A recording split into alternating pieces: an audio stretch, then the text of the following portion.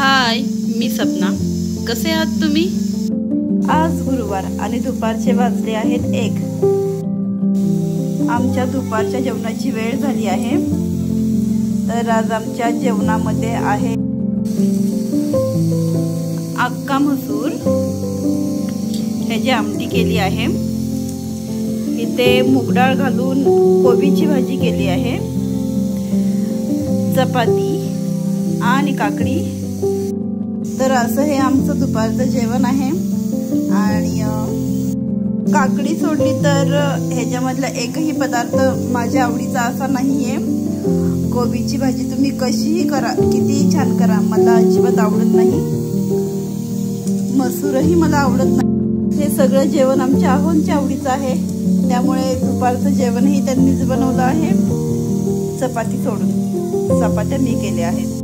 आणि ते छोट्याशा कुकरमध्ये विघ्नेशचा डाळ भात होत आहे.